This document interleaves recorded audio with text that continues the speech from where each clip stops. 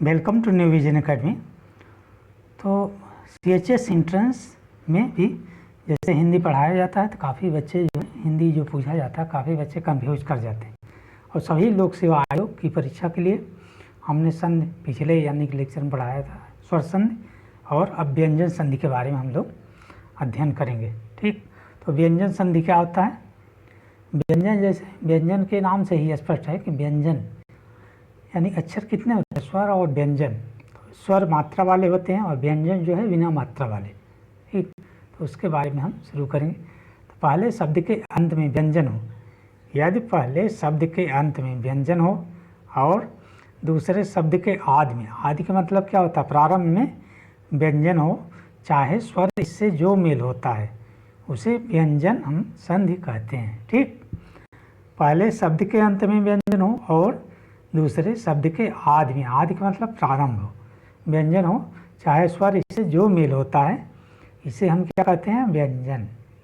इसे हम क्या कहते हैं? व्यंजन। मुख्यतः संधि के दो भेद होते हैं। मुख्यतः संधि के दो भेद होते हैं। क्या होता है? सघोष संधि और अघोष संधि, यानी सघोष और अघोष, यानी आवाज़ जिसमें उसका उच्चारण सारे स्वर क्या होते हैं, जैसे आ ई उ ए ऐ ओ औ, ये सब क्या होते हैं? सघोष व्यंजन है। कैसे हैं ये सब? सघोष व्यंजन। ठीक, और वर्ग का पहला और दूसरा वर्ण, वर्ग का पहला और दूसरा वर्ण अर्थात क ख च छ ट ठ त थ प फ और स ख स ह, ये सब क्या होते हैं? अघोष, यानी कि ये सारे जो होते हैं वो क्या कहे जाते हैं? अघोष। ठीक है, अघोष संधि इनको कहते हैं। और वर्ग के तीसरे और पांचवें वर्ग, वर्ग के तीसरे और पांचवें वर्ग अर्थात ग ज और ड ट ब घ झ द ध भ य ड हो गया, रि ड़ न म एवं यर लव, ये सब क्या है? सघोष व्यंजन। ये सब भी क्या है? सघोष व्यंजन है। ये सब क्या है? सघोष व्यंजन। ठीक, अब देखिए व्यंजन संधि के नियम। व्यंजन संधि के नियम में पहला क्या है? अघोष व्यंजन के पश्चात, अघोष व्यंजन के पश्चात स्वर या सघोष व्यंजन हो तो अघोष का सघोष हो जाता है। जैसे क्या है? वाक धन ईस, वाक धन ईस बराबर क्या हो गया? वागीस। एंड ऋक धन वेद बराबर क का ग में चेंज हो गया, ऋग्वेद। दिक धन दर्शन बराबर दिक दर्शन। खट धन दर्शन बराबर खट दर्शन।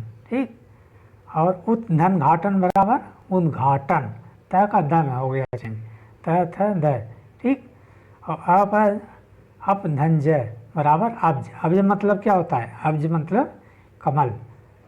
अब्ज का मतलब क्या होता है? कमल। ठीक, तो पर्यायभाषी भी हो गया है, यानी कि कमल का। तो इस तरह से अब अघोष व्यंजन के बाद, अघोष व्यंजन के बाद किसी वर्ग का पांचवा वर्ण आए तो अघोष का पांचवा अक्षर हो जाता है। ठीक है, जैसे जगत धननाथ बराबर क्या हो गया? जगन्नाथ। जगत धननाथ बराबर जगन्नाथ। वाक धनमय बराबर वाग्मय।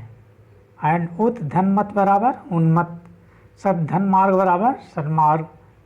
दिक धन नाग बराबर दिग्नाग। एंड चित धनमय बराबर चिन्मय। ठीक, समझ में आ रहा है ना? तो इस तरह से हम करते हैं व्यंजन संधि के नियम। अब क्या हम देखते हैं? व्यंजन संधि के नियम।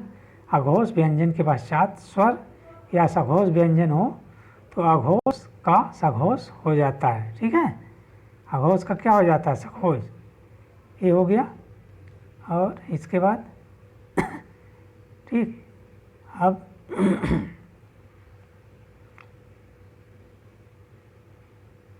ये हो गया धनमय। अघोष के बाद ल या ज आए, अगर अघोष के बाद क्या आता है? ल या ज आए तो क्या हो जाता है? तो अघोष ल ज में ढल जाता है, यानी ल या ज। जैसे विपद झंझाल, विपद झंझाल बराबर क्या होता है? विपद जाल। इसको क्या कहेंगे हम? विपद जाल। उत धन जल बराबर उज्ज्वल, क्या कहेंगे? उज्ज्वल।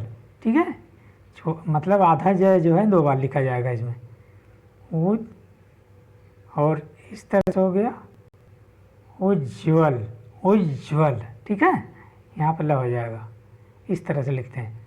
उद्धन लास बराबर उल्लास, और सत धन जन बराबर सज्जन। उत धन सा बराबर क्या होता है? उत्साह। उत धन सा बराबर, यानी बाद वाले अक्षर चेंज हो जा रहा है, उत्साह। ठीक, उत धन चारण बराबर क्या हो गया? उच्चारण। उत धन चारण बराबर बाद वाला जो अक्षर है उसी के तहत जो है वो हो जाता है। उत धन चारण बराबर उच्चारण। और सत धन चित धन आनंद बराबर क्या है? सच्चिदानंद। सत धन चित धन आनंद बराबर क्या है? सच्चिदानंद। त स का छ, यानी छ और छ हो जाता है। तो सत धन शासन बराबर क्या है? सच्छासन। सत धन शासन बराबर क्या है? सच्छासन। ठीक, और स्वधन छंद, स्वधन छंद बराबर स्वच्छंद। स्वधन छंद बराबर स्वच्छंद। परिधन छेद बराबर परिच्छेद। ठीक, एंड समधन कलन बराबर संकलन, ऐसे लिखेंगे संकलन। एंड सब धनतोष बराबर क्या हो जाएगा? संतोष। समधन तोष बराबर संतोष। ठीक, और अब विसर्ग संध हम देखते हैं। विसर्ग में आह का मात्रा, जैसे आह का मात्रा लोप हो जाता है, और स यानी निधन कपट। निधन कपट बराबर क्या हो गया? निष्कपट। निधन कपट बराबर निष्कपट। मन धन रथ, मन धन रथ बराबर मनोरथ। ठीक, मन धन रथ बराबर मनोरथ, विसर्ग संधि इसको कहते हैं। और मन धन हर बराबर मनोहर। वयः धन वृद्धि बराबर वयोवृद्ध। अंत धन, अब यश धन दा, यशोदा, क्या हो गया? यश धन दा बराबर यशोदा। तप धन बल बराबर क्या हो गया? तपोबल।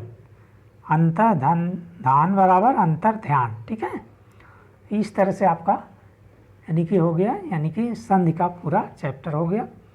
तो जो ये जो वनडे एग्ज़ाम के लिए, सिविल एग्ज़ाम के लिए और CHS एंट्रेंस के लिए बहुत इम्पॉर्टेंट है। CHS में क्रैश कोर्स भी चलाया जा रहा है, तो उसको आप लिंक में यानी कि देख सकते हैं। उस पर यूट्यूब पे जैसे इसका एडवर्टाइज भी आता रहेगा, और आप ज्वाइन कर सकते हैं, सफलता जो है अपनी सुनिश्चित कर सकते हैं। ओके, तो इस तरह से आप जो है लाइक करिए, सब्सक्राइब करिए। Okay, thanks for watching.